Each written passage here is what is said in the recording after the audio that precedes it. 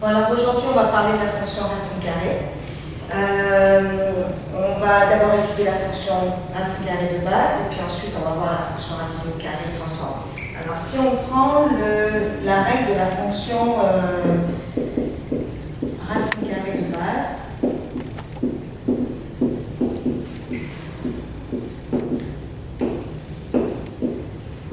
on a la règle, c'est une fonction qui est définie de R vers R, où chaque élément x de R est associé à un élément y qui vaut la racine carrée de x.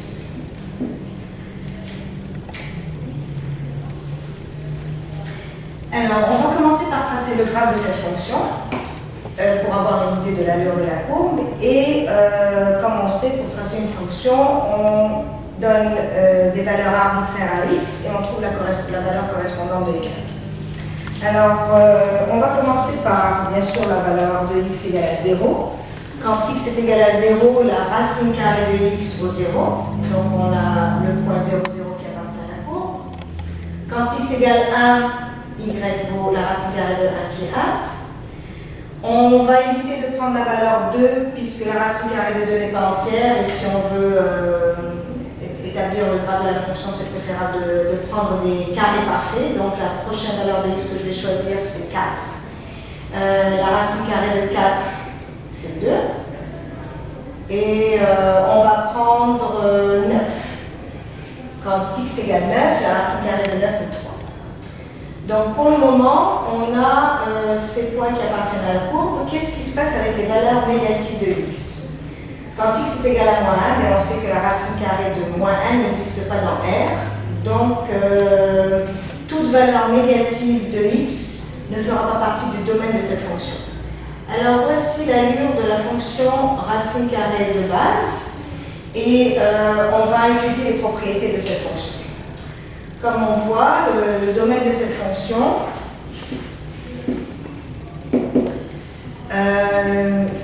si on prend les valeurs de x qui peuvent être données, on établit que le domaine est de 0 à plus l'infini, ou bien on peut écrire cet ensemble R+. Le codomaine, on voit les valeurs de y qui sont l'image d'un élément, et on établit également que le codomaine de cette fonction est de 0 à plus l'infini, ou bien R+. Quel est le 0 de cette fonction? On rappelle que le 0 d'une fonction, c'est la valeur de x pour laquelle y est égal à 0, et on voit donc que le 0 de cette fonction est 0. La valeur initiale est également 0. Quand x égale à 0, y égale à 0, c'est le point de rencontre de la courbe avec l'axe des y, et on obtient la valeur 0 également. Qu'est-ce qu'il en est des autres propriétés? Par exemple, le signe de cette fonction. On regarde, on observe le graphe, et on voit que cette fonction est positive, quelle que soit la valeur de x qui appartient au domaine. Et on peut dire que la fonction est positive ou égale à 0 dans l'intervalle de 0 à plus l'infini. Quelles sont les valeurs de x qui rendent la fonction négative? Il n'y en a aucune. La fonction est strictement négative, jamais.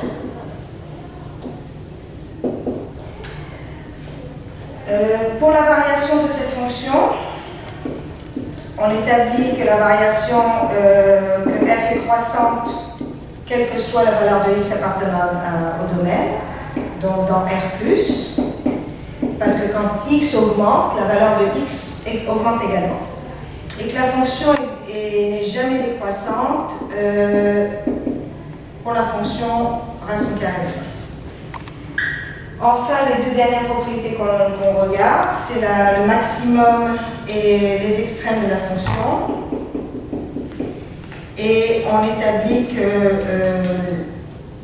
la fonction n'a pas de maximum, et que le minimum de cette fonction, c'est la valeur 0. Bon, alors en deuxième, nous allons voir la fonction racine carrée transformée Et on va voir quels sont les rôles des paramètres qui transforment cette fonction. Fonction racine carrée transformée.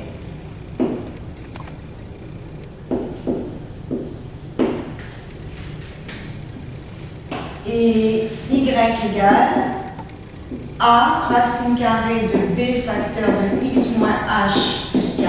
Ça, c'est la règle de la fonction racine carrée transformée. Et on va voir à tour de rôle quel est le rôle de a, comment a agit sur la fonction racine carrée de base, le rôle de b, le rôle de h et le rôle de k.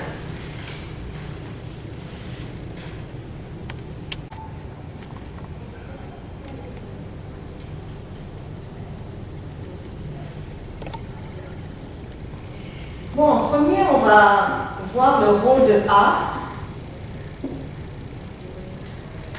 et voir comment la fonction racine carrée de base est transformée avec le paramètre A. Donc, on va prendre trois différents exemples. On va prendre une valeur de A plus grande que A, disons 2. On va prendre une valeur de A plus petite que A, on va prendre une demi. Et enfin, on va prendre une valeur de A négative, donc on va voir comment A négatif agit sur la fonction racine carrée de base.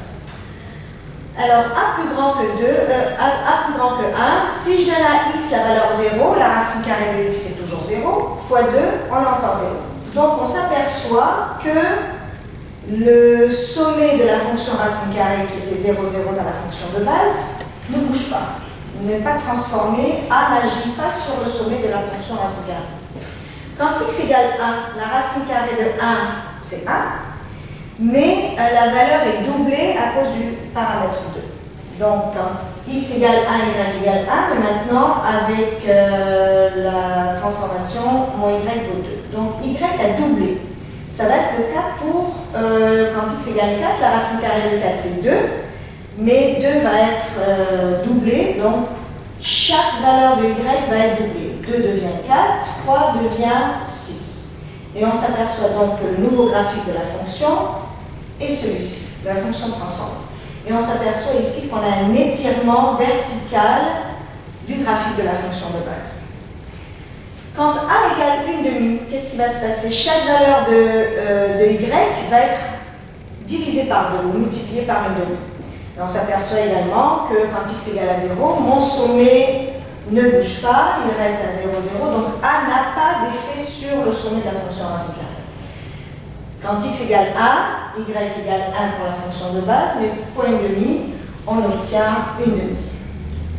Et on s'aperçoit donc que chaque valeur de y est diminuée de moitié. Donc 2 devient A et 3 devient 1,5. Et voici la fonction racine carrée de y égale 1 racine carrée de x. Et on s'aperçoit ici qu'au lieu d'avoir un étirement comme c'était le cas dans le précédent, quand a est égal à 2, on a une compression verticale. Donc A agit de façon verticale sur la fonction racine carrée de base. Qu'est-ce qui va se passer quand A est négatif? Quand A est négatif, il y a x égale 0, racine carrée de 0, c'est 0, l'opposé de 0, c'est 0, ce point ne bouge toujours pas. Quand x égale 1, racine carrée de 1, c'est 1, et le moins nous fait prendre l'opposé de 1 qui est moins 1. L'opposé de 2 va être moins 2. L'opposé de 3 va être moins 3. Et on s'aperçoit ici que A négatif nous fait effectuer une réflexion autour de l'axe des x de la fonction racine carrée de base. Donc on a une idée de qu'est-ce qui se passe avec A. A plus grand que 1 nous fait avoir un étirement vertical. A plus petit que 1, une compression verticale. A négatif nous fait retourner le graphique autour de l'axe des x.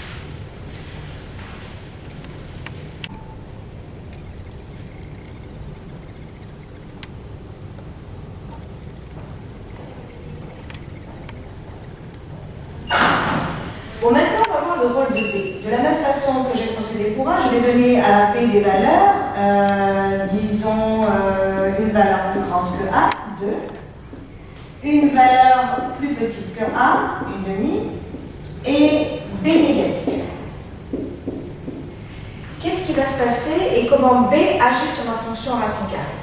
Quand x égale à 0, 2 fois 0, c'est 0. La racine carrée de 0, c'est toujours 0. Et on s'aperçoit donc que b n'a pas d'effet encore sur le sommet de cette fonction.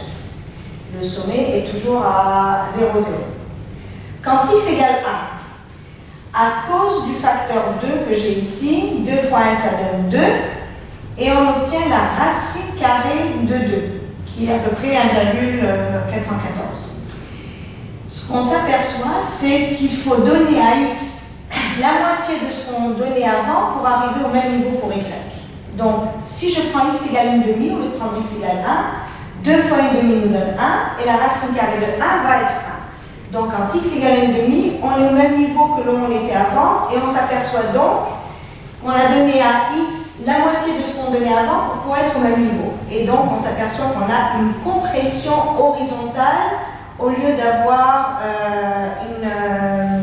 un étirement vertical comme c'était pour le A.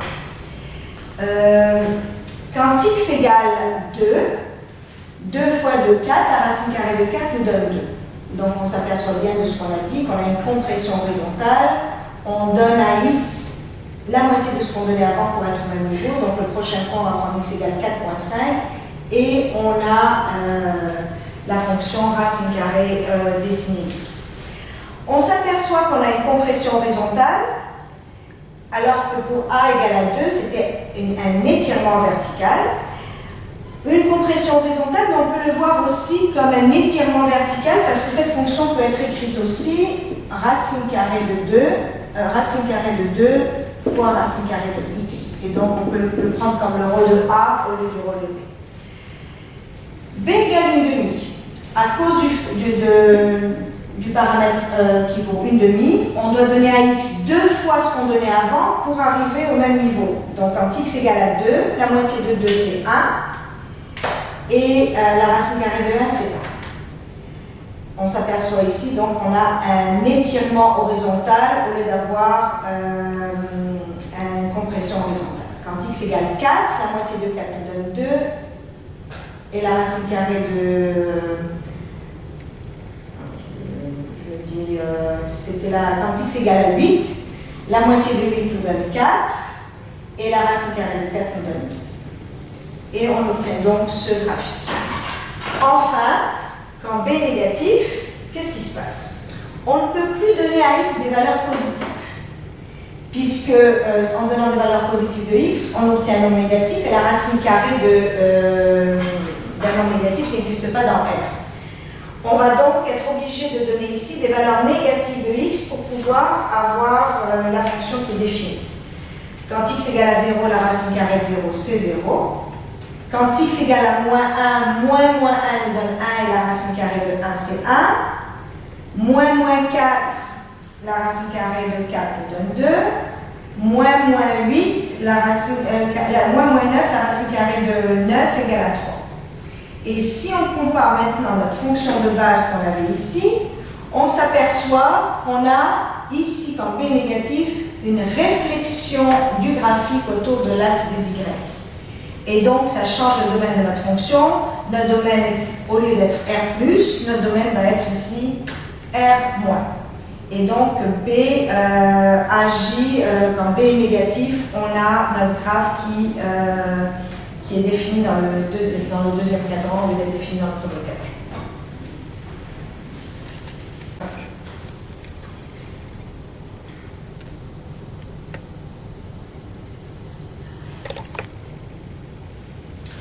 On va établir maintenant le rôle du paramètre h pour la fonction racine carrée. Je vais prendre une valeur de h positive et une valeur de h négative. Supposons qu'on considère la fonction y égale racine carrée de x moins 4. On s'aperçoit ici que le domaine a changé. Pour que la fonction soit définie, il faut qu'on prenne des valeurs supérieures ou égales à 4 afin que ce nombre x moins 4 soit positif ou mieux.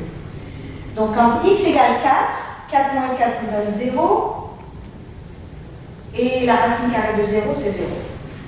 Quand x égale 5, 5 moins 4 nous donne 1, la racine carrée de 1, c'est 1. On s'aperçoit que tous nos points se sont déplacés vers la droite, et donc on a une translation horizontale vers la droite à cause du paramètre h.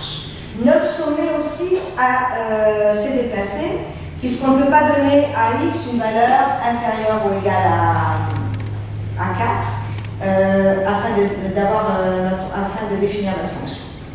Quand x égale 5, 9 moins 4, quand x égale 8, 8 moins 4 nous donne 4, et la racine carrée de 4 nous donne 2. Et donc, si on compare le graphique de la fonction de base avec le graphique de la fonction transformée, on s'aperçoit bien de la translation horizontale de tous les points vers la droite de 4 unités. Quand h est négatif, et je considère la fonction x, racine carrée de x plus 3, on va avoir notre sommet à x égale à moins 3. Quand x égale à moins 3 plus 3 nous donne 0, la racine carrée de 0 c'est 0. Et je vais prendre toutes les valeurs supérieures à moins 3. Quand x égale à moins 2 plus 3, 1, racine carrée de 1 c'est 1. Quand x égale 1 plus 3, 4, la racine carrée de 4 nous donne 2. Et donc, on établit que, en effet, notre graphique s'est déplacé de 3 unités vers la gauche, et donc le rôle du paramètre h nous permet de faire une translation horizontale vers la droite ou vers la gauche, dépendant que h est positif ou h est négatif.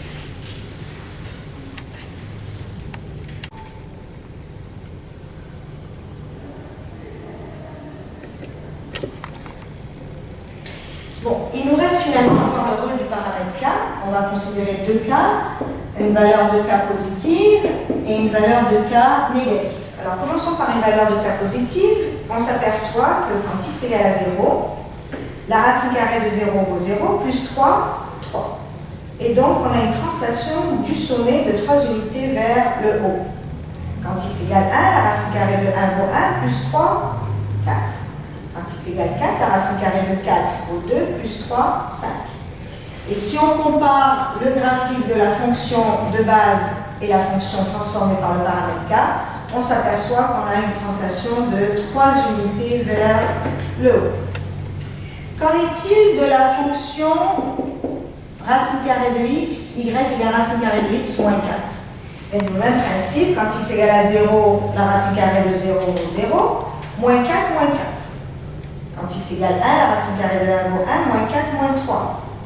Quand x égale 4, la racine carrée de 4 vaut 2, moins 4, moins 2. Et si on compare le graphique de la fonction de base avec le graphique de la fonction transformée par le paramètre k égale moins 4, on s'aperçoit ici qu'on a une translation verticale vers le bas de 4 unités. Donc qu'est-ce qui se passe avec le sommet? Le sommet se déplace verticalement vers le haut, vers le bas par rapport au paramètre k. Alors, si on essaie de combiner le paramètre h et le paramètre k, disons qu'on prenne la racine carrée de x moins 2 plus 4. Si je veux juste voir qu'est-ce qui se passe avec le sommet, quand x égale 2, on ne peut pas donner la valeur x égale à 0, puisque 0 moins 2 nous donne une valeur négative. Si je prends la valeur 2, 2 moins 2 nous donne 0. Et la racine carrée de 0 vaut 0, plus 4, 4. Donc notre point sommet s'est déplacé de 2 unités vers la droite à cause du paramètre h et de 4 unités vers le haut à cause du paramètre k. Et ça devient le nouveau sommet de notre fonction transformée. Et ensuite on donne les valeurs à x, quand x égale 3, racine carrée de 3 moins 2, 1, racine carrée de 1, 1, plus 4, 5. Et donc on aura un graphique transformé par le paramètre h et k.